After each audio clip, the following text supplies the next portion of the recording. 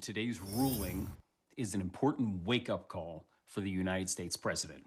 No president is allowed to make up facts or rely on social media trolling or posts when deploying the United States military in our cities. It's an incredibly dangerous precedent to set in America, and today's ruling halts what appears to be the president's attempt to normalize the United States military in our cities.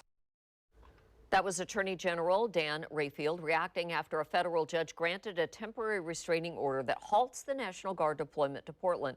Late yesterday afternoon, U.S. District Court Judge Karen Emmergut handed down her ruling that pauses the deployment for 14 days. This sets the stage for the city and state to move for a preliminary injunction, which has to happen by October 17th before the temporary restraining order expires. A hearing will seek to establish a more permanent, long-lasting order on the deployment of the Guard to Portland. The judge chose October 29th as the date for a trial on the preliminary injunction motion and the merits of the full lawsuit. Meanwhile, the Department of Justice has the opportunity to appeal the decision, which could set the stage for an appeals court battle or even an emergency Supreme Court decision. But for now, the troop deployment must stop. Following that ruling, we're hearing from some of the people who've been showing up to the ICE facility in South Portland night after night. Fox 12's Michaela Armstrong went out to monitor the situation and has reaction from protesters. A crowd of more than 100 people finding out a judge granted a temporary restraining order, blocking the National Guard from heading to Portland. One protester says this decision only reaffirms what he says many Portlanders feel. This isn't a politicized decision. This is looking at the facts, recognizing that there is no need for National Guard to be coming into this city, and all it's going to do is inflame tensions further. Some of that tension sparked early Friday afternoon before the ruling came down, when a woman tried to run over protesters before being stopped by PPB officers.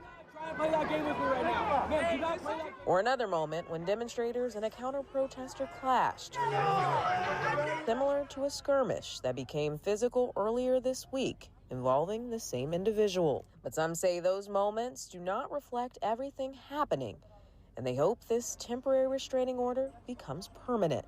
They're manufacturing a crisis here, and Portland has done a really good job in the last week of not taking the bait. I hope that it ends the notion that they're going to even come at all. Jamie Anias said she came to counter-protest in support of ICE and says she was disappointed by the ruling. Disappointment in the sense that we want to kind of have a law and order vibe to Portland. However, Anias says she can live with it after seeing these protests for herself.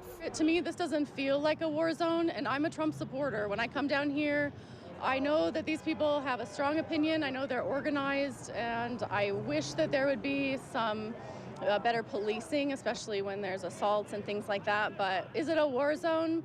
I don't think so. War zone, I think, is extreme and kind of a rhetoric that drives a lot of maybe hostility or anxiety between the two sides. If this ruling is inferring that it's not a war zone, I would happen for now to agree. Michaela Armstrong, Good Day, Oregon. The conflicts between protesters on both sides and federal agents at the ICE facility began with a peaceful march down the south waterfront yesterday. Fox 12's Julia Lopez reports on how quickly the situation escalated. It took less than an hour for a peaceful march Immigrants are welcome here to escalate with confrontations from federal officers. This is the Federal Protective Service. Protesters marched down the south waterfront early Saturday afternoon, ending at Portland's ICE facility. When a nonviolent but sizable crowd grew near the gates, On federal property is subject to arrest. Department of Homeland Security officers pushed people out of the driveway and deployed tear gas and pepper balls, moving off the property and into the street. They came out and told people to get back, but they ended up spraying the tear gas all the way over into where they had told us to originally go, which was a little confusing. I talked with a couple in their 80s, one bleeding from the head, hit by a gas canister. Multiple witnesses saw another canister thrown under this walker. Throughout the afternoon, the crowd thinned, but tear gas was deployed several more times, often to move vehicles in and out of the facility. Officers also shot pepper balls into the crowd from above at more random intervals. They started pushing people. In the pushing, I ended up getting punched by a federal agent. Several arrests were made when officers moved to clear the driveway. They said they got me on trespassing for crossing a blue line. Cascano spent hours in a holding cell, still unsure if he faces federal charges. They swarmed around me, put me to the ground, put their knee on me, gave me a scratch. No, there was no altercation going on, just simply stepping on arbitrary line that they marked. They're ruining our beautiful city. Protesters, though, say they're emboldened by the escalation Saturday afternoon. Everybody just got tear gas, but we're all coming together, just being a community and just showing the world that we're not the war zone. Julia Lopez, Fox 12 Oregon. The lengthy 33-page temporary restraining order issued by Judge Emmergut spells out a number of reasons why she believes President Trump's actions to deploy the National Guard are unlawful. Fox 12's Ward Jollis takes a closer look at the order as we hear from local leaders about the implications.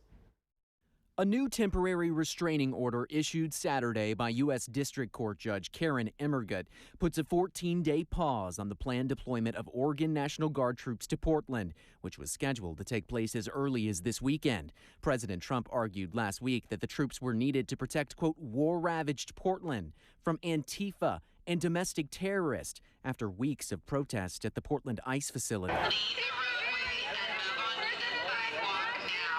But in her order, Judge Emmergut called the president's perceptions exaggerated, writing, quote, the president's determination was simply untethered to facts, and going on to say that, quote, his actions undermine the sovereign interest of Oregon as protected by the 10th Amendment. And today's ruling is an important wake-up call for the United States president.